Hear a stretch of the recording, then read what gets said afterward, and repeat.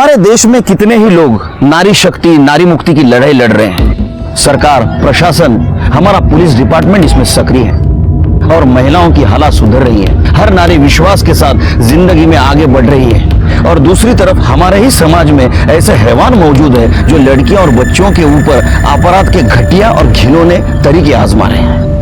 नमस्कार, मैं senior inspector Sunil Kelkar आप सबका स्वागत करता हूं क्राइम पेट्रोल दस्तक के किड स्पेशल वीक के इस एपिसोड में। आज का एक केस हर माँ बाप के लिए एक सीख है। ये सीख है उन आने वाले दस्तकों को समझने की, जिन्हें वो वक्त पे पहचान पाते तो अपने बच्चों को एक खौफनाक अपराध का शिकार होने से पहले ही बचा पाते।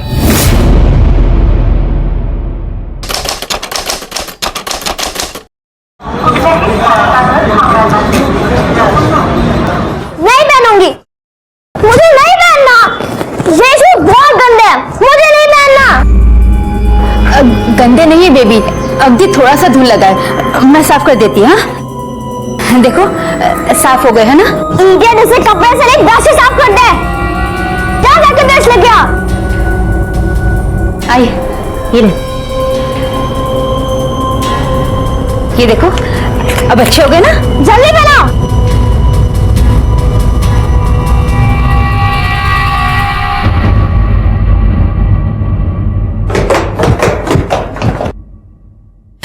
एकता, एकता, एकता, रुको बेटा, पेंसिल बॉक्स। थैंक्स मॉम, आपने याद दिला दिया। मैं अपने फ्रेंड्स को अपना नया मैग्नेटिक पेंसिल बॉक्स कैसे दिखाती? सब फ्रेंड्स को दिखा रहा।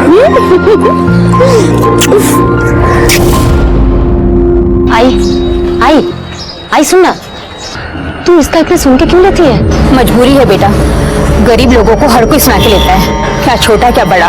अगर अपन लोगों को पैसे की गरज ना होती ना तो इसकी मैं एक भी ना सुनती। आंटी, उषा ताई, ये देखो मेरा नया पेंसिल बॉक्स। अरे वाह, खूबच सुंदर है। आपको पता है ये मैग्नेटिक है, देखो। अरे वाह, मैं सलोनी को बता के आती हूँ। हाँ सलोनी, सलोनी, ये देखो मेरा नया मैग्नेटिक पेंसिल बॉक्स। तुझे याद ही मिला है, मैंने तो इसे कब का यूज करके फेंक दिया। इडियट, इसके लिए इतना शोर मचा रही थी। सलोनी, ऐसे बात करती अपनी फ्रेंड के साथ? सॉरी बोलो एकता को। मॉम रिलैक्स, ये मेरी फ्रेंड नहीं है और मैं ऐसे क्यों सॉरी बोलूं? तमीज होती जा रही हो तुम। मेम साहब, ड्राइवर हॉर्न दे रहा है, बेबी को स्कूल के लिए देर हो रही है।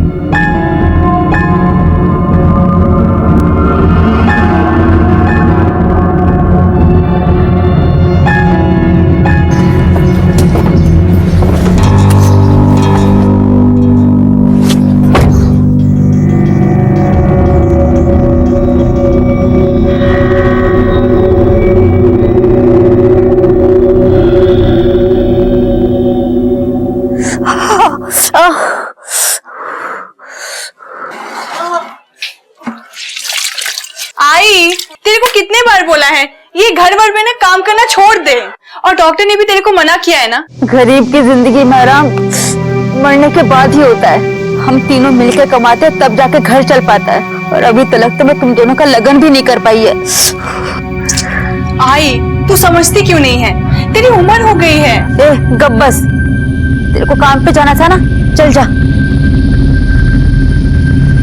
आई, तू चिंता मत कर, सब सही हो जाएगा, आराम कर।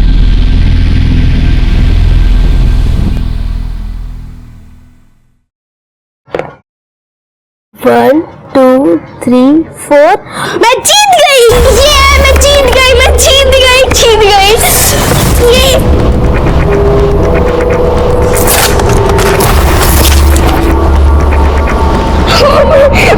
सलोनी, क्या बदतमीजी है, क्यों मारा तुमने इसे? क्योंकि ये मुझे हरा के खुश हो रही थी। तो जीती है तो खुश तो होगी ना। ये कैसे जीत सकती है? ये मेरा गेम है, और वैसे भी इसके पास तो अपना खुद का गेम तक नहीं है। सलोनी, मारूंगी मैं तुम्हें। क्या हुआ? क्यों डांट रही हो मेरी बच्ची को? अक्षय, आप ही ने बिगाड़ के रखा इसे। कुछ नहीं बिगाड़ा मैंने इसे। क्या किया इसने? क्या किया इसने? क्या किया आपने? ओह, लूडो फाड़ दिया। कोई बात नहीं, दूसरी गेम आ जाएगी। गुस्सा तो बहुत आता है तुमको। हाँ ना बेटा, बैठो मेरे पास, आओ। गुस्से पे तो ना तुम बिल्कुल अपने बाप पे गई हो, खानदान का नाम रोशन करोगी। मैं कभी बात नहीं करूंगी सुनील से। मैं उसके साथ कभी खेलूंगी नहीं। मैं उसके पापा से उसकी शिकायत करूंगी, ठीक है? हाँ? और क्या होगा शिकायत करके? हैं? कुछ नहीं होने वाला। अरे बदतमीज लड़की वो अपने बाप की तरह। पता नहीं दोनों बाप बेटियों को किस बात का घमंड है। दिखा ना? हाँ? कुछ नहीं हुआ बेटा, कुछ नहीं हुआ, कुछ नहीं हुआ। बच्चों की गलत बात को बढ़ावा देना अपने आप में एक दस्तक है, क्योंकि लाड और प्यार में उन्हें दिया गया माँ बाप का गलत बढ़ावा उनमें गलत सोच को पनपने का मौका देता है और उन्हें कभी भी गलत रास्ते पे ले जा सकता है।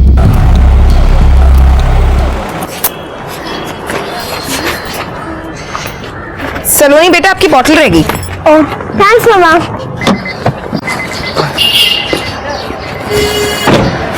मैडम, गाड़ी स्टार्ट नहीं हो रही, लगता कुछ खराबी आ गई, बैटरी पूरी तरीके से डाउन है। तो अभी क्या करेंगे? अब बच्चों को ऑटो से छोड़ना पड़ेगा, तब तक मैं मैकेनिक को बुला के दिखा देता हूँ। शांता, बच्चों को संभाल के ऑटो में लेके जाना। हरीश, तुम्हारे चेहरे पे क्या हुआ? कुछ नहीं मैडम, वो गिर गया था मैं, तो चोट लग गई थोड़ा सा। मैं मैकेनिक को बुला के लेके आता हूँ। वो मेम साहब, मैं आज जा नहीं पाएगी, मेरी कमर में बहुत दर्द है, दवा खाना जाने का है मेरे को। आप कहे तो उषा छोड़ के आएगी और लेकर भी आ जाएगी। ठीक है, देख उषा, ध्यान से बच्चों को स्कूल लेकर जाना और वापस टाइम पे लेके भी आ जाना। मैं पैसे लेकर आती हूँ। मैं दवा खाना जाकर आती है। हाँ जी, ये ले ऑटो का भाड़ा, ध्यान से जाना। हाँ, बाय मम्मा। बाय।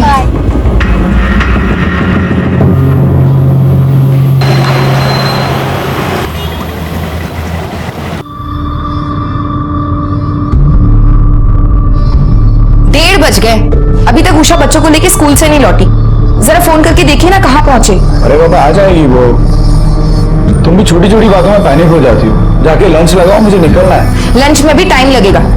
ये शांता भी अभी तक वापस नहीं लौटी, पता नहीं क्या कर रही है माँ बेटी। बच्चों के मामले में इतनी लापरवाही, क्या ये सही था? पहले अचानक गाड़ी का खराब हो जाना, बच्चों का स्कूल से टाइम पे वापस ना आना, क्या ये आने वाले गुनाह की दस्तक थी जो बच्चों के पेरेंट्स समझ नहीं पा रहे थे?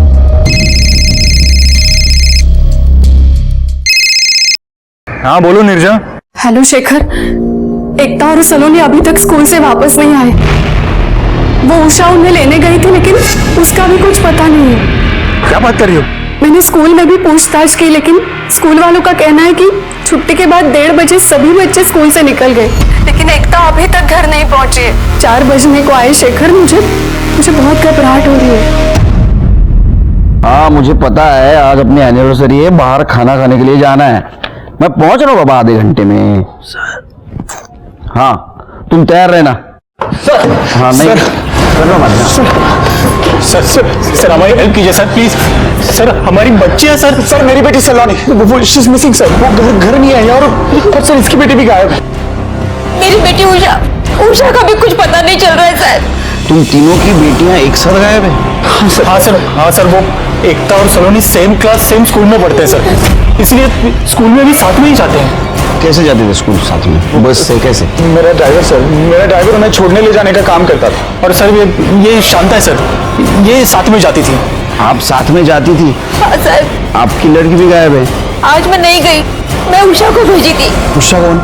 वो मेरी छोटी बेटी, वो भी गायब है सर। वो छोड़ने के लिए तो बराबर गई, और जब लेने के लिए गई तो तीनों में से कोई नहीं लौटा सर। ये कौन है? ये मेरी बड़ी बेटी दुर्गा। आपने ड्राइवर से पूछताछ की?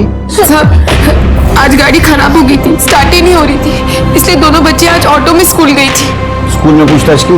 हाँ सर, पता किया, लेकिन उनका कहना है कि छुट्टी के बाद 1:30 बजे वो स्कूल से निकल गई।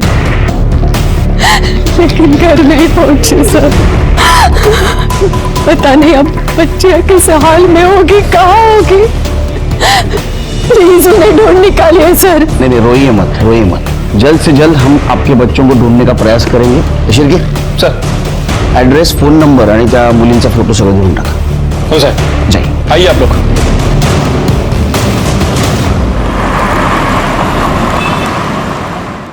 सर वो स्कूल तो बंद हो चुका है। मैंने स्कूल के स्टाफ से कहा है कि जल्दी से जल्दी सीसीटीवी फुटेज भिजवा दे। वैसे सर स्कूल के आगे एक एटीएम है और उसके बाहर एक सीसीटीवी कैमरा लगा हुआ था, वहां की फुटेज 1-2 दिन में मिल जाएगी। और सर इन बच्चियों के पेरेंट्स के फोन को सर्वेलेंस पे डाल दिया है, जैसे ही अगर रैंसम का कॉल आता है हम उनसे ट्रैक कर लेंगे। शिर्के तीनों लड़कियों के फोटो पुलिस स्टेशन और अपने खबरों के पास भेज दो।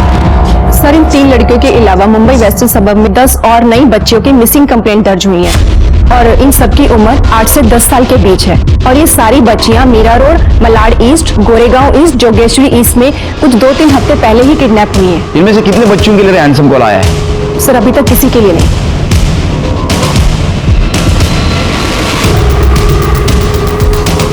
अभी 3 लड़कियां भाईंदर से किडनैप की गई, जिनमें से 2 लड़कियां 8 साल की हैं। मतलब पिछले 10 किडनैपिंग केसेस में जैसे हुआ था वैसे ही। शिर्के अभी तक जो 8 बच्चियां किडनैप हुई है वो मुंबई सबब ईस्ट से और अभी 3 भाईंदर से। मतलब किडनैपर का टारगेट ये एरिया है। सर स्कूल की छुट्टी के टाइम जो सिक्योरिटी गार्ड ड्यूटी पर था उसका नंबर और एड्रेस मिल गया है। मनोज यादव नाम है उसका। तुम मनोज यादव से पूछताछ करो, मैं अक्षय के ड्राइवर से पूछताछ करता हूं। पहचानते हो इन 3 बच्चियों को? ये दोनों बच्चियां आज स्कूल खत्म होने के बाद इसके साथ गई थी, पता है तुम्हें? हाँ साहब, देखा था इन्हें, यही लेने आई थी। दोनों बच्चियां बोली कि हम पहचानते ही नहीं, तो हम जाने दिए। वैसे तो रोज एक दूसरी औरत लेने आती है ड्राइवर के साथ, पर आज वो नहीं आई थी। अच्छा, ये दोनों बच्चियां स्कूल खत्म होने के बाद कहाँ गई थी पता है तुम्हें? हाँ साहब, गेट से निकल कर सीधे हाथ की तरफ, मेन रोड की तरफ। मेन रोड की तरफ।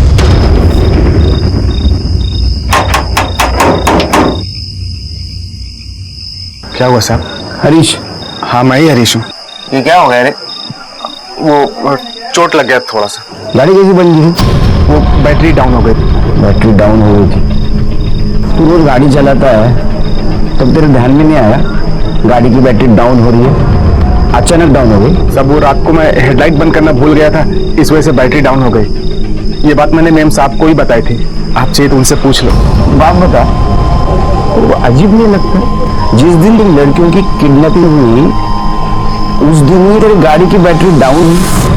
तुम समझता है सब कहानी रच के बात कर रहा है मेरे साथ? नहीं साहब, किडनैपिंग से मेरा कोई लेना देना नहीं। आप मेरा यकीन मानिए साहब, आप चाहिए तो मेरे मालिक से पूछ लो।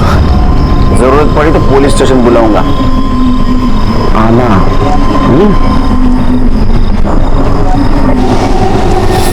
अरे देवा, मेरी घोड़ी खराब हो गई थी।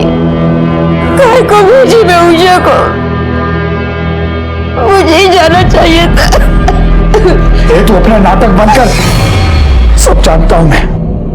तुमने और तेरी बेटी ने मिलकर मेरी सलोनी को गायब किया, सब जानता हूं मैं। जिस दिन पता चल गया ना तू गई काम से, तू देख लेना। अक्षय चुप हो जाओ, सिर्फ हमारी नहीं इसकी बेटी भी गायब है। तू घर जा, जैसे कुछ पता चलता है मैं तुझे बताती हूँ।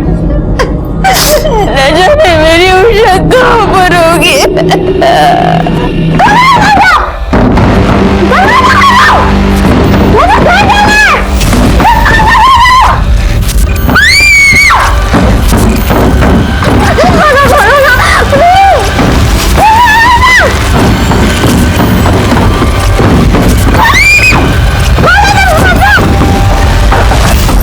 चिल्ला चिल्ला के कान से खून निकाल दिया, अब और चिल्लाएगी ना तो घर पे नहीं सीधा भगवान के पास भेज दूंगी। पीछे बैठ।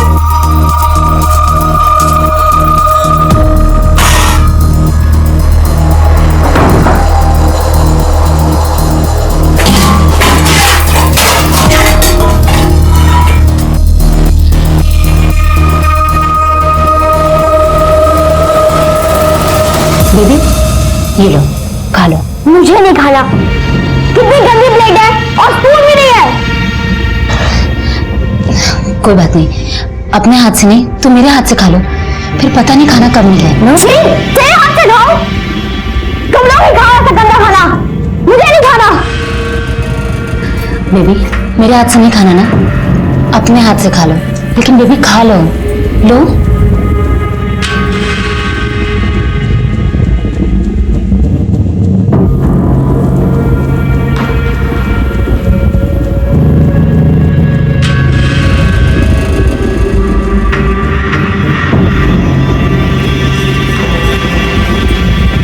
ताई, आप मेरे साथ खा लो ना।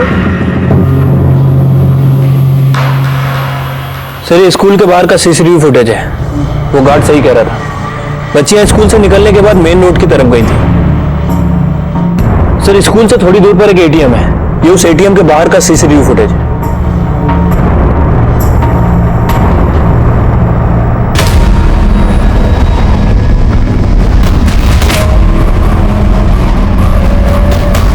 फिर से एक बार दिखाओ।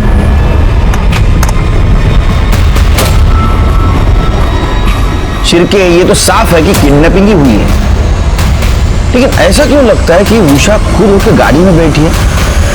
सर ऐसा भी हो सकता है कि उषा एकता और सलोनी को बचाने के लिए अंदर गई हो और फिर खुद वहां फंस गई हो।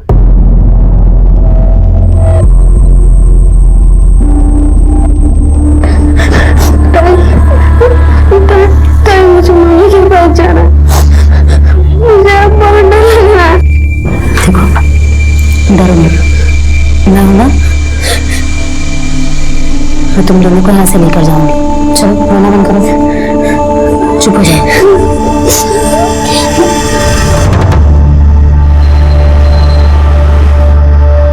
सर अभी तक रैंसम का कॉल नहीं आया है। उषा का कुछ पता चला? सर उषा दोपहर 1 बजे सलोनी के घर से निकल रही थी और घर से निकलने के बाद उसने ऑटो लिया था। सर मैंने ऑटो को ट्रैक किया, ऑटो वाले से पूछताछ भी की है। सर उसका कहना है कि उसने उषा को डायरेक्ट स्कूल में छोड़ा था, बीच में वो लोग कहीं रुके भी नहीं और ना ही किसी से बात की। वैसे सर किडनैपिंग में जिस वैन का यूज किया गया था, मैंने उसकी डिटेल आरटीओ को भेज दी है। सर शहर में जितनी भी उस कलर की उस मॉडल की वैन है, जल्दी उसकी इन्फॉर्मेशन हमें मिल जाएगी। ओके सर, हमें हरीश के बारे में डिटेल्स निकाली। सर ये हरीश को जुए की लत है, पिछले महीने उसने जुए में 25,000 रुपये हारे हैं। सर अब तक वो पैसा उसने भरा नहीं है, लेकिन आज सुबह उसने पूरा पैसा मतलब 25,000 एक साथ में चुका दिया। उड़ेगा उसको, उसकी बैटरी हम चार्ज करेंगे।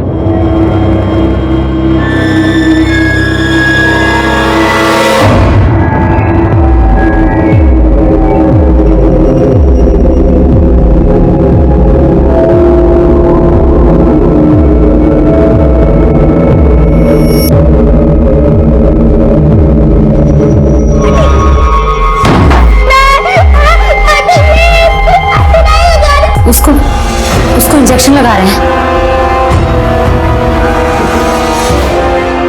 मैं नहीं लगाऊंगी कोई इंजेक्शन। तुम चिल्लाओ या कुछ भी करो, तुम्हें भी इंजेक्शन देंगे क्योंकि हम सबको दिया है।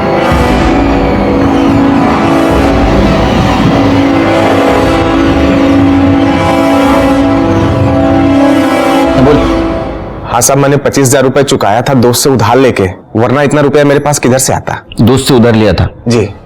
दोस्त का नंबर बोल, उससे पूछते। बोल। गलत निकला ना तो यहाँ के यहाँ हिसाब चुकता कर लूंगा, हम लोग उधार ही नहीं रखते। साहब वो क्या है? वो क्या है? बताता हूँ साहब, मारना मत, मैं बताता हूँ साहब। साहब वो पैसा 3 औरतों ने मेरे को दिया था। गणेश नगर जिधर मैं रहता हूँ, उधर आके वो मेरे से मिली, बोले कि कल बच्चों को गाड़ी से स्कूल में मत छोड़ना तो 25,000 रुपए मिलेंगे। साहब मैं बहुत मुसीबत में था, जुए में पैसे हार गया था, वसूली वालों ने मेरे को बहुत मारा था, इसलिए मैं लालच में आ गया। कब दिया था उन्होंने पैसा? 3 दिन पहले शाम के टाइम पे। मतलब किडनैपिंग के बाद में? उसका मतलब किडनैपिंग में तू भी शामिल है? नहीं साहब, मेरे को बिल्कुल भी नहीं पता था वो ये सब किडनैपिंग के वास्ते कर रहे हैं। अच्छा, तो तेरे को क्या लगा तेरे को 25,000 रुपया दे के वो बच्चों को आइसक्रीम खिलाने ले जा रहे हैं? साहब गलती हो गई मेरे से। देख अभी भी बोल रहा हूँ, सच बोल, नहीं तो झूठ बोलने के लायक नहीं रखूंगा तेरे को। तूने उन तीनों औरतों को देखा है ना? हाँ साहब। उनकी शक्ल जानता है ना? जी। हाँ चिरगे पटकन त्या स्केच आर्टिस्टला बोलवा। ठीक है सर। नहीं। सर हमारी एक टीम इन तीनों औरतों के स्केच के साथ गणेश नगर भेज दी गई है इनकी पहचान के लिए। गुड।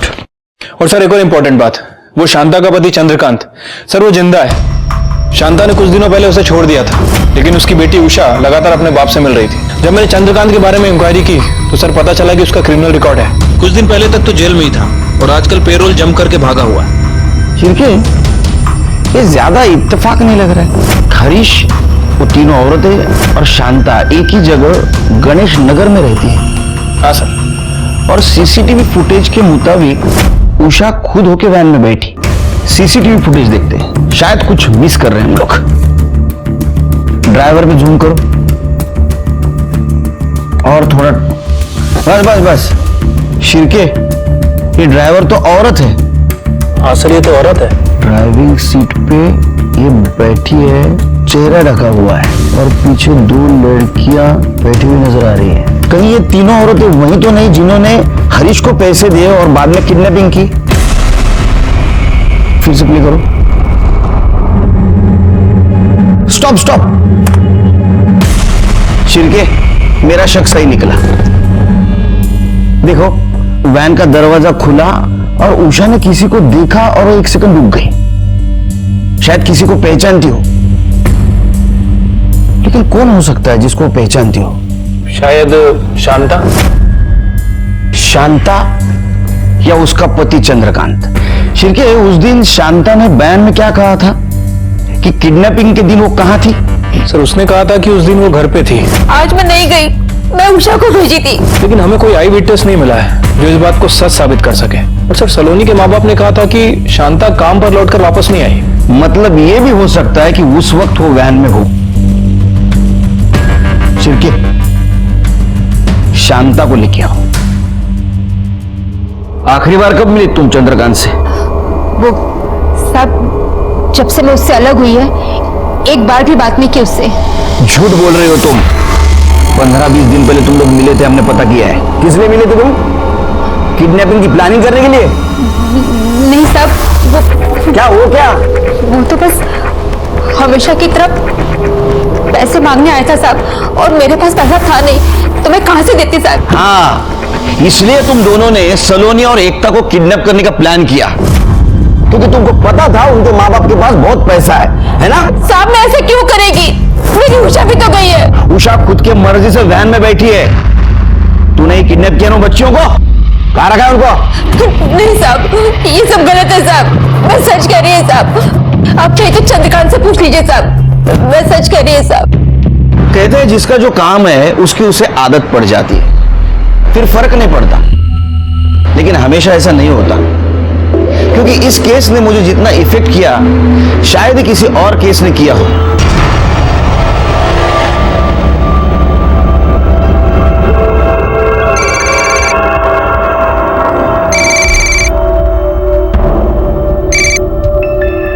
हेलो,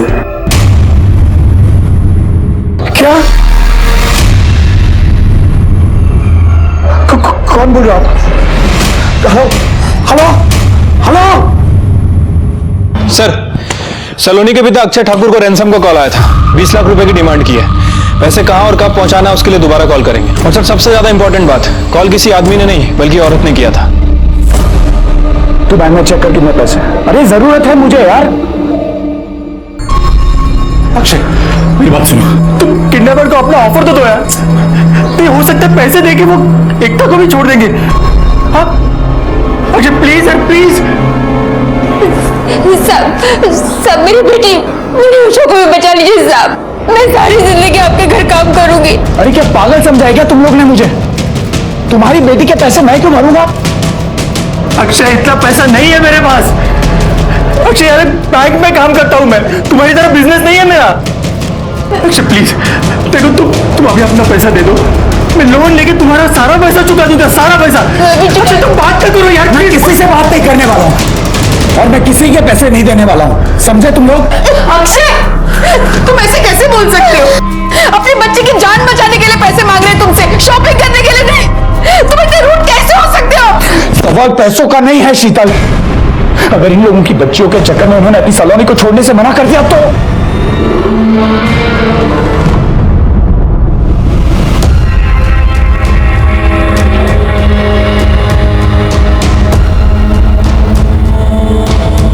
जब भी इंजेक्शन देते पेट में ऐसे ही दर्द होता है। मैंने भी बहुत कोशिश की तो आंटी ने मुझे कस के पकड़ा और इंजेक्शन दे दिया। कुछ नहीं होगा बेबी, थोड़ी देर में सब ठीक हो जाएगा। तुम्हें कैसे पता? तुमने तो नहीं इंजेक्शन दिया है। उषा को सबको दिया, तुम्हें क्यों नहीं इंजेक्शन दिया?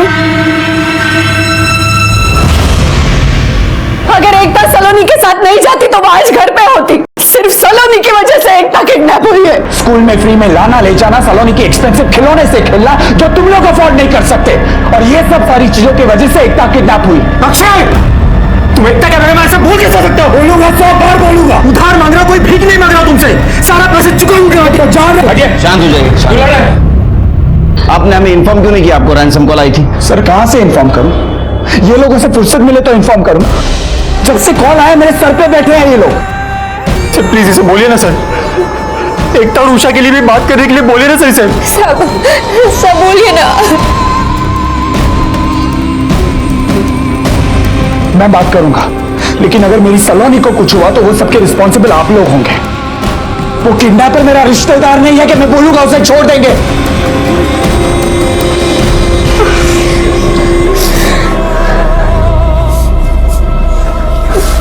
एकता, बाबू, एकता क्या हुआ?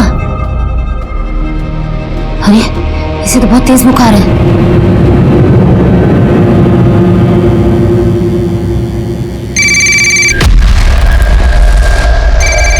फोन उठाओ, स्पीकर फोन करा। हेलो, पैसा तैयार है? हाँ तैयार है। एक काम कर, तू दहसर हाईवे के पास जो आनंद नगर है वहां पहुंच। अभी 2 बज रहा है ना, 4 बजे तक पहुंच। वहीं रुकना, मैं कॉल करूंगी। सुनो, एक रिक्वेस्ट है, आप एकता और उषा को भी छोड़ देंगे प्लीज। हाँ मैं आपको ज्यादा पैसे दे दूंगा, प्लीज आप उन्हें छोड़ दीजिए।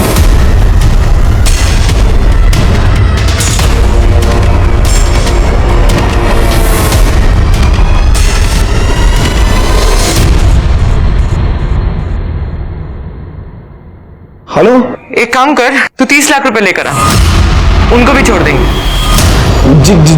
जी मैं पहुंच रहा हूँ। जी गुड, अब हमारा प्लान सुनो। तेरा इंजेक्शन लेने का टाइम हो गया है। नहीं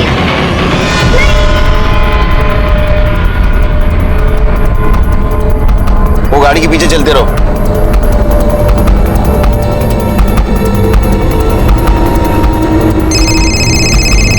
हाँ सर मैंने अभी घोड़बंदर क्रॉस किया, लेकिन उसने बोला आगे आगे चलते रहो। हाँ आप कितने दूर है मुझसे? हम लोग हैं तुम्हारे पीछे, चलते रहो तुम।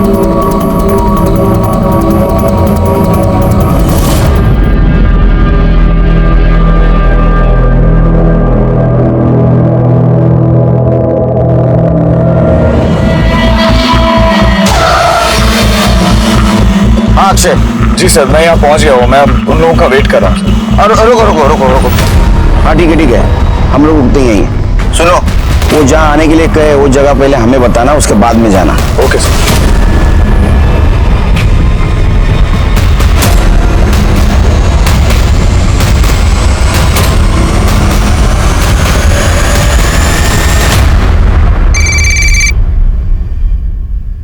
हेलो, पहुंच गया? जी मैं पहुंच गया हूँ। एक काम कर, आगे नाला दिख रहा है ना, उसके ऊपर एक पुल है, वहां से बैग नीचे फेंक दे।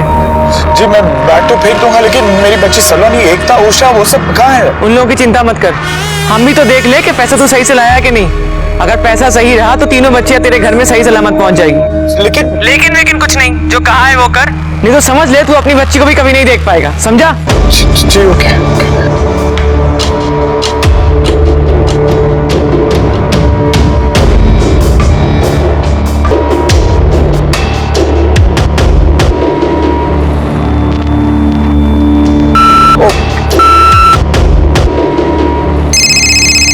हाँ बोलो। जी sir I am really sorry, लेकिन मैं आपको फोन करके बताना ही भूल गया। जी सर, मैं आगे निकल चुका हूँ। कहाँ तक पहुंचे हो? हाँ, और वो लोगों ने मुझे हेलो अक्षय, हेलो ये नेटवर्क। चलो जल्दी चलो। हेलो, आवाज आ रही है? अक्षय अरे यार सिरके, ये नेटवर्क बहुत प्रॉब्लम करता है आजकल।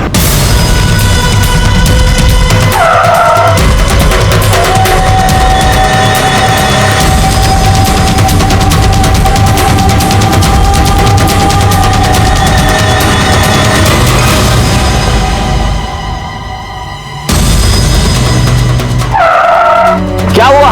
सर उसने बोला कि ब्रिज के एंड पे बैग ऊपर से नीचे खरीदो और यूटर्न लेके चले जाओ। ये वाला ब्रिज? हाँ वो वाला ब्रिज। चलो घुमाओ गाड़ी।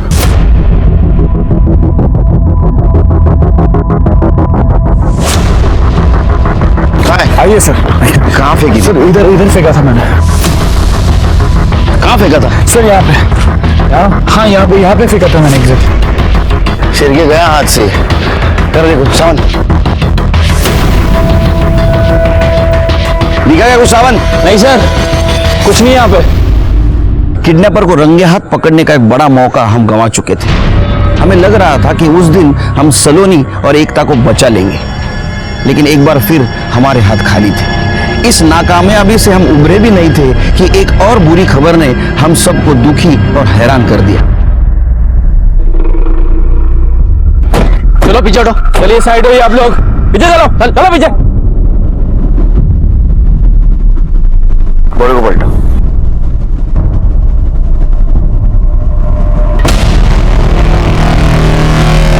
सर ये तो सलोनी है।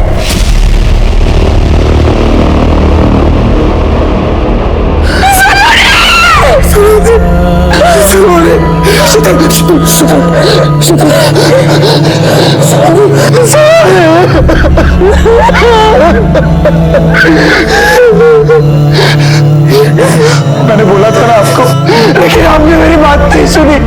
आपने वो लोगों का साथ दिया, मेरे बेटे मर गए। आपने मारा उसे, आपने खून किया उसका। सर एवढी साखर? तो साखरेचं टेन्शन नको तू आता मला। सर सलोनी की पीएम रिपोर्ट आ गई है। सर रिपोर्ट के मुताबिक उसकी मौत गला घुटने की वजह से हुई है, और सर उसके दांतों में खून मिला है, वो उसका नहीं किसी और का है। इसका मतलब जान बचाने के लिए सलोनी ने स्ट्रगल किया था। किसी को उसने जोर से काटा होगा और वो ब्लड उसी का होगा। सर रिपोर्ट में यह भी मेंशन है कि सलोनी को कोई इंजेक्शन दिया जाता था। कौन सा इंजेक्शन? सर उसे हार्मोन्स ग्रोथ के लिए ऑक्सीनाम का इंजेक्शन दिया जाता था।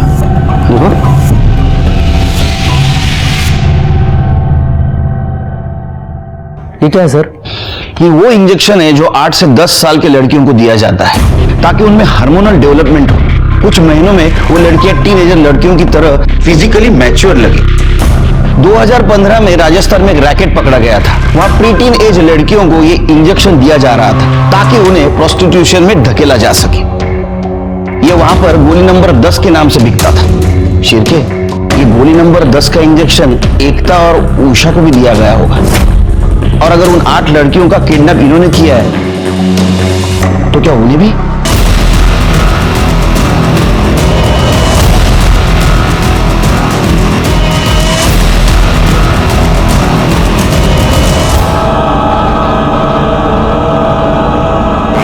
कुछ नहीं होगा।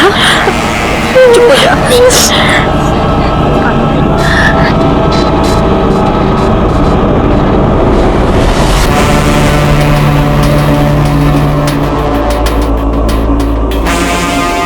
स्कूल से जाने के बाद क्या हुआ? स्कूल से जब हम निकले ना, तो जब हम रोड पे जा रहे थे तो अचानक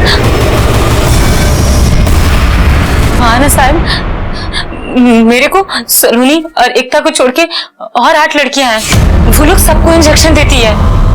वो एकता इतनी बीमार है ना, फिर भी उसको इंजेक्शन पे इंजेक्शन दे रहे हैं। और आई सलोनी कहाँ गई पता ही नहीं।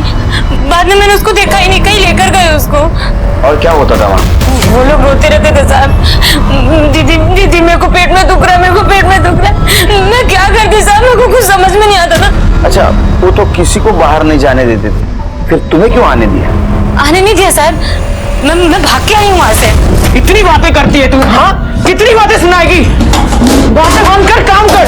पूरा दिन मैं काम नहीं करूँ, तेरी बातें भी सुनूं? तो सारा काम तू करती है, सफाई कौन करता है? ये सब मुसीबतों का संडास लेके कौन जाता है? तेरी माँ या तेरा बाप? बाप पे मत जाना, बहुत बार बात को बोला कि बाप पे मत जाना। बहुत शर्मी लगी चढ़ गई तेरे को? हाँ, उतार के दिखाओ। दिखा ना, देखो यहीं पे गाड़ के रख दूंगी। हाथ लगा के दिखा। अरे इसको हाथ हाँ, लगा के दिखा। मत जाओ। सब कर अरे छोड़ो ना। छिड़के स्केच दिखाओ। तीनों स्केच देखो। क्या ये वो 3 औरत है जिन्होंने तुम्हें किडनैप किया था?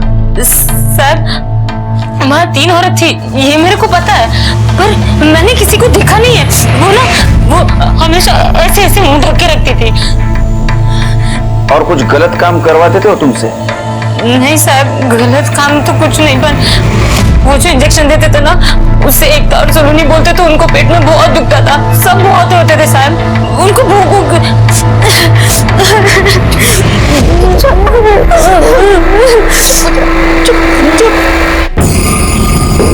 अरे क्या यार तुम लोग ऐसा कर रहे हो जैसे तुम्हारी खुद की अपनी औलाद है। अरे एक दिन में 4-4 इंजेक्शन लगा के एक हफ्ते भर में तैयार करो। अगर 4-4 इंजेक्शन दिए ना तो सब लड़कियां 2-2 दिन में मर जाएंगी। अरे बाबा 4-4 नहीं ना, कम से कम 3-3 तो लगाओ।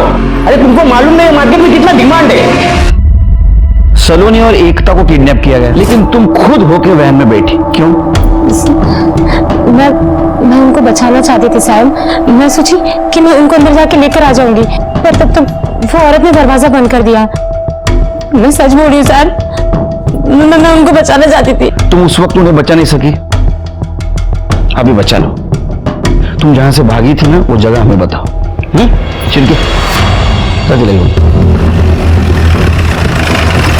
आओ बात, यही वो जगह है?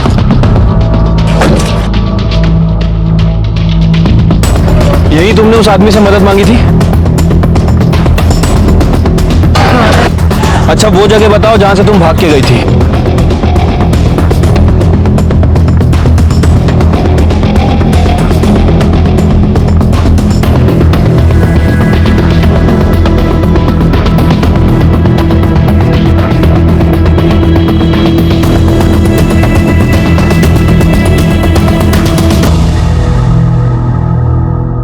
क्या ये पिछले 2 घंटे से तुम हमें घुमा रही हो, तुम्हें कुछ याद भी है या नहीं? सर, सारी गलियां पतली पतली थी और दिन में तो अभी कुछ समझ में नहीं आ रहा है मुझे। सर ये उषा पिछले 2 घंटे से हमें घुमा रही है, लेकिन अभी तक इसे रास्ता ही याद नहीं आया। सर आई एम श्योर ये ऐसा जानबूझ के कर रही है। किडनैपिंग में ये और इसकी माँ दोनों इन्वॉल्व है। ये पॉसिबल हो सकता है कि वो हमें घुमा रही है, लेकिन छिड़के हम कुछ नहीं कर सकते, क्योंकि उसके खिलाफ और उसकी मां शांता के खिलाफ हमारे पास कोई सबूत नहीं है। और बयां के मुताबिक वो उस वक्त घर पे थी। सर सिर्फ कॉल रिकॉर्ड में शो हुआ है, किसी आदमी ने उसे घर पे नहीं देखा है। नहीं, लेकिन छिड़के जहां मर्डर हुआ वहां भी तो वो नहीं थी।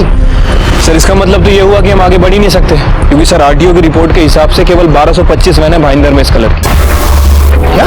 हाँ सर, वैसे हमारे कांस्टेबल उन्हें वेरीफाई कर रहे हैं, लेकिन सर ये बड़ा काम है, इसे करने में काफी टाइम लगेगा। सावंत सर, सगळ्या खबरांना बोलवा ताबडतोब, लगेच। हाँ नहीं टेंशन नहीं, कुछ नहीं, सब ठीक है। ली बोली मैंने, चल बाद में बात करता हूँ तुझसे। चल सर। सर वो आजकल वो छोटी लड़कियों का मार्केट बहुत गर्म है और बहुत डिमांड है सब। एक बार मिलने थे, सिर्फ डिमांड के बारे में पता चला है, सप्लायर के सब पक्का तो मालूम नहीं, पर सुना है वो मेरा गांव के चाल में एक घर है, वहाँ कुछ औरतें रहती हैं, कुछ तो गड़बड़ है सब। गए महीने में राशन का सप्लाई भी बढ़ गया है और वो 1 महीने में तो 2 बार गैस का बाटला ब्लैक में मंगवाया भी था उन्होंने। एड्रेस कहाँ है ये?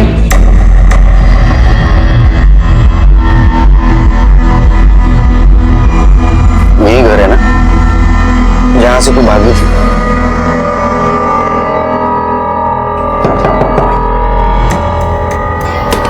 क्या है?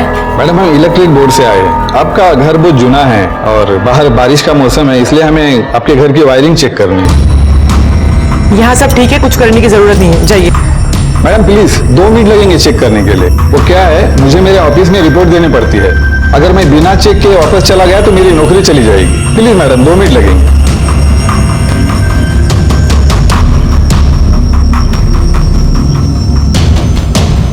इधर आइए।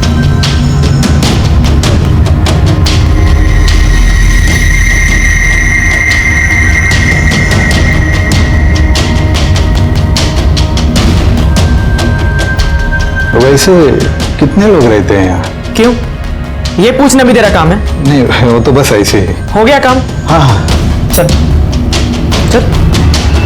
ये देखो, तुम्हें पता है सलोनी अब हमारे बीच नहीं रही, लेकिन हम एकता को बचा सकते हैं अगर तुम चाहो तो।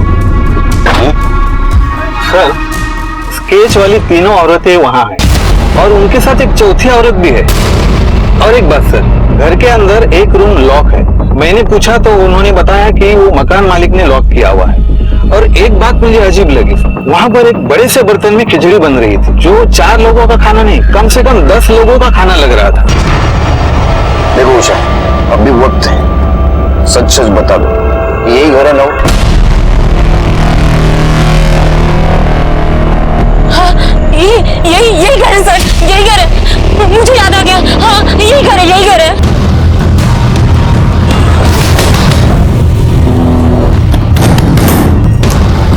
क्या चल रहा है? कौन हो आप लोग? क्या कर रहे हो? यहाँ पे क्या ढूंढ रहे हो आप लोग? अरे आप अंदर कैसे आए? लेकिन है कौन? अरे पर आप लोग है कौन? अरे क्या? अरे कैसे? ये तो बताओ।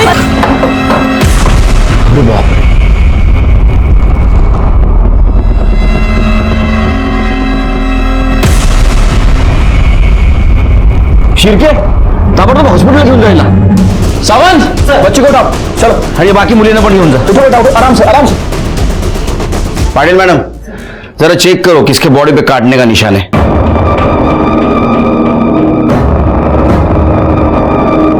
सर, काटने का कोई भी निशान नहीं है. सर, तावड़े बोल रहा था कि 4 औरतें हैं. चौथी किधर है? नहीं सर, हम नहीं है, हम 3 ही लोग हैं। सर, ये झूठ बोल रहे। जब मैं किचन में था तब मेरे सामने एक औरत पास हुई थी, पता नहीं अब कहां चली गई. मुझे पता है वो कहां गई होगी. साहिब, आप फिर से हमें परेशान करने आ गए? इसको चेक करो जरा, कहीं काटने का निशान नहीं है. कौन सा साहब? मैंने कुछ नहीं किया साहब. आप क्यों परेशान? साहब मेरी आई ने कुछ नहीं किया साहब. साहब बात क्या है साहब? बताओ तो सही साहब. साहब प्लीज बताओ ना. सर, कोई निशान नहीं मिला. साहब मैं बोली थी ना कि मैंने कुछ नहीं किया. साहब मेरी आई ने नहीं किया ऐसा. साहब मेरी आई ने नहीं किया है साहब. साहब मेरी आई ने कुछ नहीं किया. ये क्या हुआ है? साहब वो मैं वो गिर गई थी साहब. इसका डीएनए कराओ. हम चारों ने ये तय किया था कि हम में से अगर कोई पकड़ा गया तो एक दूसरे का नाम नहीं बताएंगे. सलोनी और एकता का समझ सकता हूं. तुमने तुम्हारे बहन को क्यों किडनैप किया? मैंने उसको किडनैप नहीं किया और मैं उसे छोड़ भी नहीं सकती थी क्योंकि वो सब देख ली थी. सलोनी को क्यों मारा? बहुत चर्बी चढ़ गई थी उसे. बहुत अकड़ दिखाती थी वो मुझे.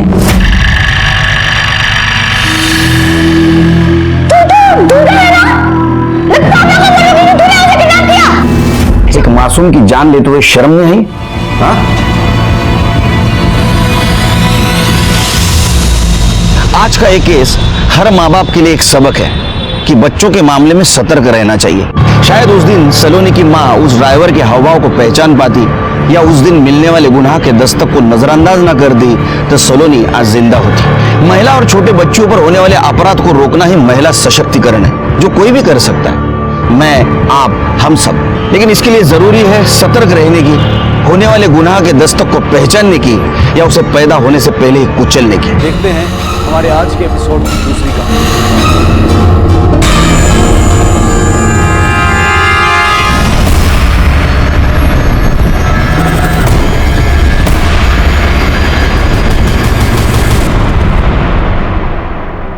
क्या हो रहा है ये?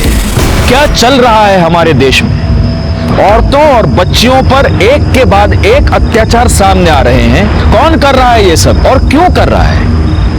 इसके कई कारण हो सकते हैं, लेकिन अभी अभी जो आपने देखा वो एक वाहियात प्रथा का नतीजा था, या ये सिर्फ एक बहाना है प्रथा के आड़ में औरतों पर जुल्म करने का. नमस्कार, मैं inspector Rajesh Yadav, crime branch. Thank you. 2 साल पहले जब मैं देवगढ़ में पोस्टेड था, तब देवगढ़ से 90 किलोमीटर दूर मोंड गांव में एक लड़की को जिंदा जला दिया गया था. दरअसल इस पूरी कहानी की शुरुआत इस वारदात से 3 महीने पहले हुई थी.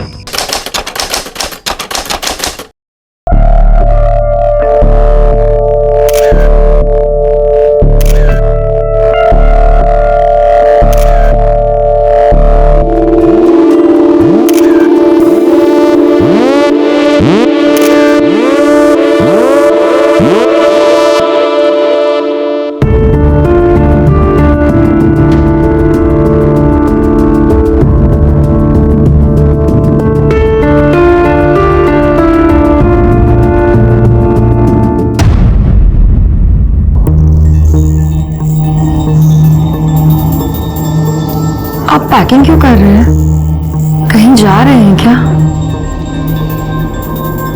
हाँ, पर अभी नहीं, सुबह निकलूंगा। अभी बस बैग भर लेता हूँ, कहीं ये ना हो कि सुबह पैकिंग के चक्कर में बस छूट गई। लेकिन आज तो हमारी शादी है ना, और आप कल सुबह चले जाएंगे। घबराओ मत, सिर्फ मैं जा रहा हूँ, बाकी सब यहीं पर हैं, टेंशन मत लो, वो लोग तुम्हारा बहुत ध्यान रखेंगे। एक बात और, कल सुबह लता भाभी तुम्हें कुछ बताएंगी, वो ध्यान से सुनना। बस 7-8 दिन की बात है, तुम 7-8 दिन संभाल लेना, उसके बाद मैं देख लूंगा। मैं कुछ समझी नहीं। 7-8 दिन मुझे क्या संभालना होगा? धीरे धीरे सब समझ में आ जाएगा। और एक बात याद रखना, मैं तुमसे बहुत प्यार करता हूं और हमेशा करता रहूंगा। चलो अब तुम सो जाओ, मैं यही बाहर हूं। अरे लेकिन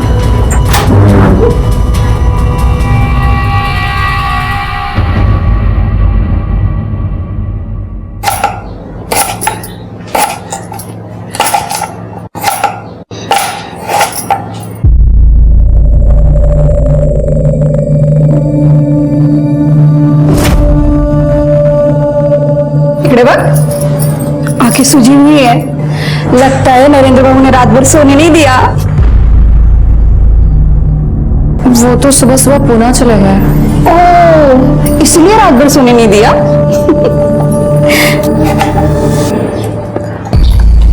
अरे तू टेंशन मत ले, आ जाएंगे वो।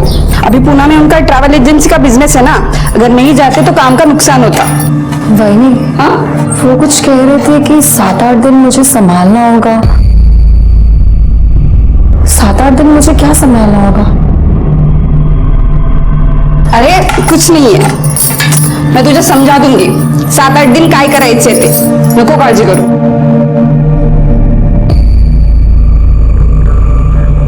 अच्छा, तो फिर मैं आपको वो स्पेशल वाली ड्रेस पढ़ाऊंगी। जयश्री कहाँ गई थी? वो मैं बाजार गई थी बहनी।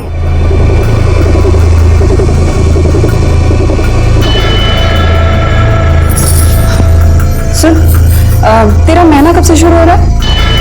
हाँ, अरे मैंने पूछा तेरा महीना कब से शुरू हो रहा है? 1-2 दिन हुआ है, 2-3 दिन और बाकी है। मीना, तिला समजावून सांग। हो वहिनी, चल गा। वहिनी, वहिनी ये क्या बोल रही थी समझाने के लिए? काही नहीं, अगली बार जब तेरा महीना आएगा ना तो 16-17 दिन पहले मुझे बता देना, मैं तुझे सब समझा दूंगी। लेकिन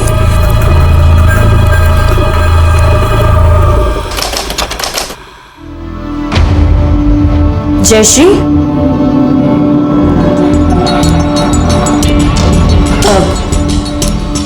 तूने लता वहिनी को कहा था कि तेरा महीना शुरू होने में 16-17 दिन बाकी हैं। हाँ, तो आज से 6-7 दिन तुझे रोज नए कपड़े पहनने होंगे और नए गहने भी। कोई त्योहार है क्या? नहीं, कोई त्योहार तो नहीं, बस इस घर की प्रथा है। अगले 7-8 दिन संभाल लेना, आज से तेरा पहला दिन है, तो बस जल्दी से तैयार होकर बाहर आ जा, हम सब इंतजार कर रहे हैं।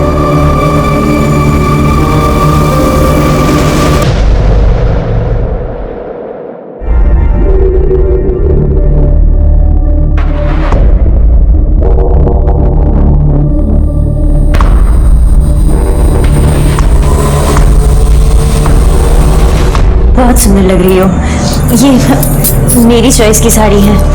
वही, लेकिन आज क्या है? हम बताएंगे आज क्या है। आओ, आओ, बैठो यहां पर।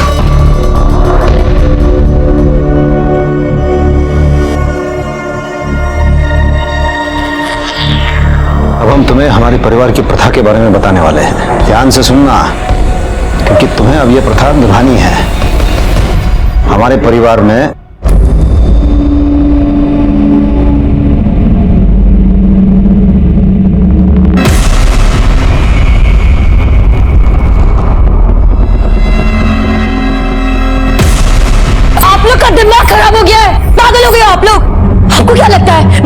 ऊपर गवार हूं जो आपकी ये घटिया सी प्रथा मानूंगी?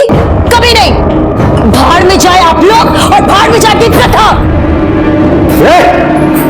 आप लोग टेंशन मत लीजिए, मैं जाकर उसे समझाती हूँ। जल्दी समझाओ दिला।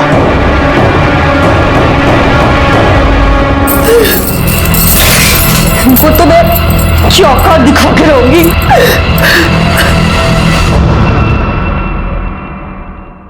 क्या बात है, तू अचानक कैसे आई? अरे शादी को 10 दिन नहीं हुए और तू मायके चली आई, और वो भी अकेले। बोलना पड़ा कहाँ से? हाँ ये लो ताई, चाय। नहीं चाहिए ताई, ऐसा गुस्सा करने से क्या होगा? अब आप बोलोगी नहीं, हमें कुछ बताओगी नहीं, तो हमें कैसे पता चलेगा? अच्छा बताओ, अचानक आने की क्या वजह है? मैं यहाँ ये सोच के आई कि ये भी मेरा घर है, लेकिन तुम लोगों को अगर मेरा आना पसंद नहीं है तो मैं यहाँ से भी चली जाती हूँ। नहीं ताई, अरे ताई! कहाँ से लीला? प्रथा वथा तो भूल ही जाओ, मैं तुम्हारे बिना उस घर में पैर भी नहीं रखूंगी। क्यों बात को बढ़ा रही है? और क्या जरूरत थी ऐसे घर छोड़ के आने की? हैं? बोला था ना मैंने, मैं हूँ तेरे साथ, मैं संभाल लूंगा, लेकिन तूने मेरी एक नहीं सुनी। अब तू एक काम कर, कल के कल घर वापस जा, बाकी मैं देख लूंगा, ठीक है? और जल्दी आऊंगा मैं। चल अभी फोन रखता हूँ।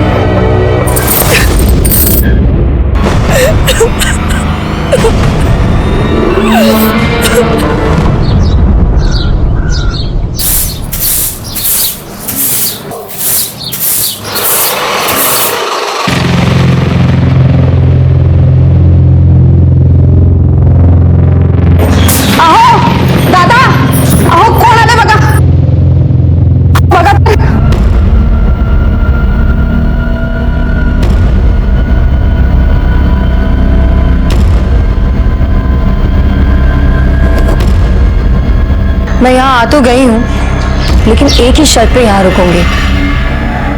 हर महीने वो 7 से 8 दिन मेरी बहन रूपाली मेरे साथ यहाँ रहेगी। ये क्या बोल रही है तू? अगर आपको मंजूर है तो ठीक है, वरना मैं वापस अपने माँ के घर चली जाती हूँ। जयश्री रुको। माँ के घर जाने की कोई जरूरत नहीं है, और अगर तुम चाहो तो तुम्हारी बहन पूरा महीना यहाँ पे रहेगी। चलो रूपाली। तो ये लता हाँ क्यों बोली? तो अगर हाँ नहीं बोलती तो वो दरवाजे से लौट जाती, आणि तुम्ही काळजी नका करू, आपली प्रथा तिला मानावीच लागेल। कौन सी थी ये प्रथा? या प्रथा की आड़ में कोई ढोंग, कोई पाखंड चल रहा था जिसे मानने से जयश्री ने इनकार कर दिया था। काफी कुछ बाकी रह गया था इस केस में इन्वेस्टिगेट करने के लिए, जिसकी शुरुआत तब हुई थी जब लोकल पुलिस को एक लड़की की जली हुई लाश की खबर मिली।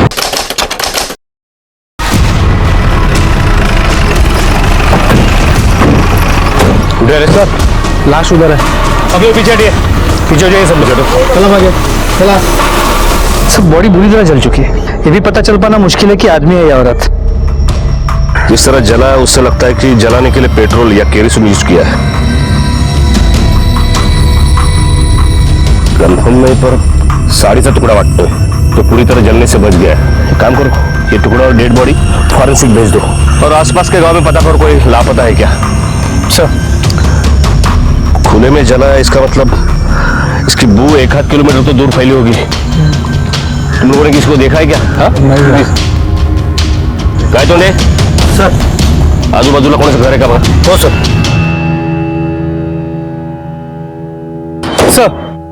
सर आपका अंदाजा सही निकला।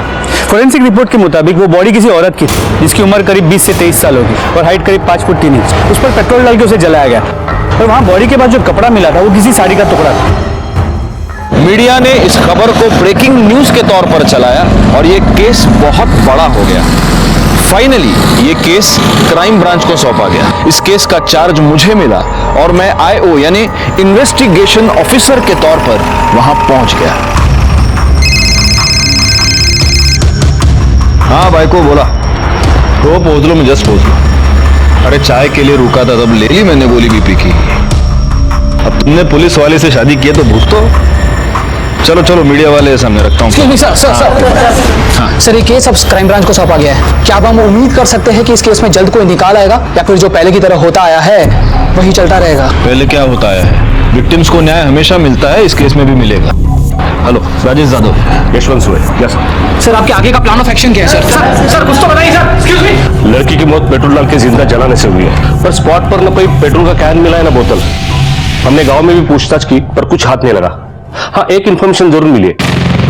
लाश मिलने के 4 दिन पहले एक रूपाली नाम की लड़की अपने 22 साल की बहन की मिसिंग कंप्लेंट लिखवाने हमारे बीट चौकी आई थी। सर मुझे मेरे ताई की मिसिंग कंप्लेंट लिखवानी है। पर रूपाली से पहले जयश्री के ससुराल वाले उसकी मिसिंग कंप्लेंट कर चुके थे। तुम लोग यहाँ क्या कर रहे हो? सर, ये मेरी ताई के ससुराल वाले हैं। सर, मुझे पूरा यकीन है, हो ना हो इन्होंने मेरी ताई के साथ कुछ तो गलत किया है। मुझे यकीन है उन्होंने मेरी ताई को गायब किया है। सर, 2 दिन पहले मैं इनके घर गई थी। इन्होंने कहा कि ताई पुणे में है जीजा जी के साथ। मैं 2 दिन से फोन लगा रही हूँ, फोन स्विच ऑफ आ रहा है, और अब पता चल रहा है कि ताई पुणे में है ही नहीं। इन्होंने मिसिंग कंप्लेंट में यही सब लिखा है? झूठी रिपोर्ट लिखवाई इन्होंने। मतलब? सर, 2 दिन पहले मुझे ताई का फोन आया था। ताई बहुत रो रही थी। आपको मेरी बात पे यकीन नहीं ना? आप ये सुनिए। नरेंद्र के भाई ने मेरे साथ रेप किया। प्लीज मुझे बचा लो, प्लीज। एक बात बताओ, ये रिकॉर्डिंग सुनने के बाद नरेंद्र के भाइयों का रिएक्शन क्या था? यही कि वो उन्हें फंसाने की कोशिश कर रही है। लाश का डीएनए रूपाली और उसकी मां की डीएनए से मैच होता है, मतलब लाश तो 100% जयश्री की है। यस सर, रूपाली के बयान और रिकॉर्डिंग के बेस पे हमने इन्वेस्टिगेशन शुरू की। जयश्री ने कहा कि नरेंद्र के भाई ने उसका रेप किया, लेकिन प्रॉब्लम यह है कि नरेंद्र का एक नहीं 3 भाई है, और तीनों रिपोर्ट दर्ज करने पुलिस स्टेशन गए थे। साठे जब उनके घर पूछताछ के लिए गया तो उसे पता चला कि नरेंद्र और विलास मिलिंद और मकरंद के सौतेले भाई है। नरेंद्र को छोड़ के वो तीनों ही घर पर थे। देखिए साहब, हम आपसे पहले भी कह चुके हैं कि हमें लगा जयश्री नरेंद्र के पास पूना गई है, पर जब नरेंद्र से बात हुई तो पता चला कि वो वहां भी नहीं है। जितना ढूंढना था हमने ढूंढ लिया, लेकिन नहीं मिली, तो फिर हमने बीट चौकी में कंप्लेंट लिखाई।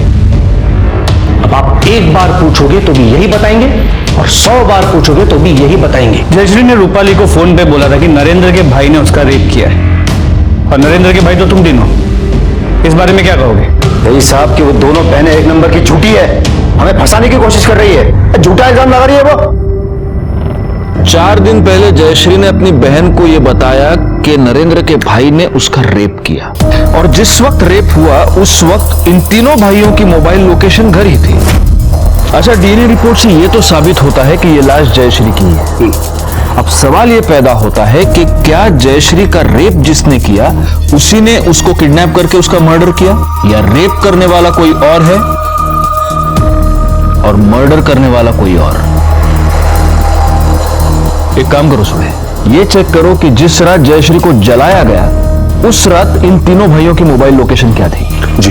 तब तक हम इस केस को शुरू से शुरू करते हैं।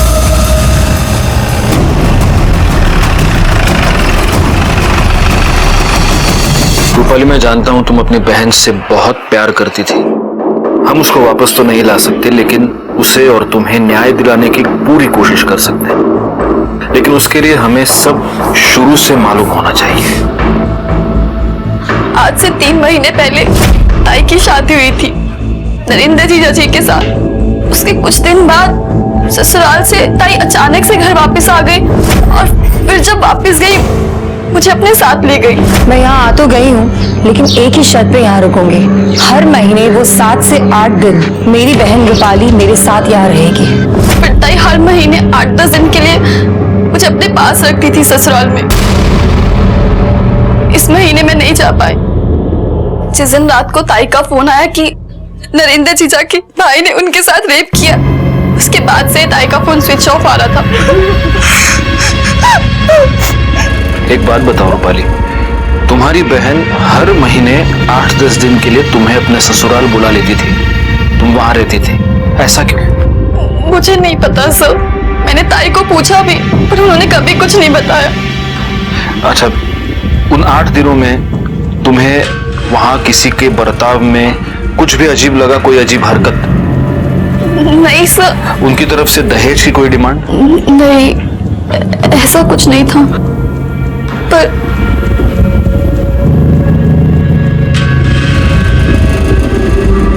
रूपाली, ऐसा कुछ भी है जो तुम मुझे बताना चाहती हो? नहीं सर, सब बता दिया मैंने आपको।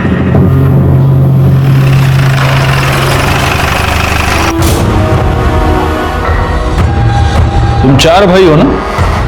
चौथा कहाँ है? विलास? सर वो शहर गया है हमारी धंधे के काम से। 8-10 दिन में आ जाएगा वो। 8-10 दिन? वो ये जानता नहीं कि जब तक ये इन्वेस्टिगेशन चल रही है वो गांव छोड़कर जा नहीं सकता? हाँ? फोन लगा उसे।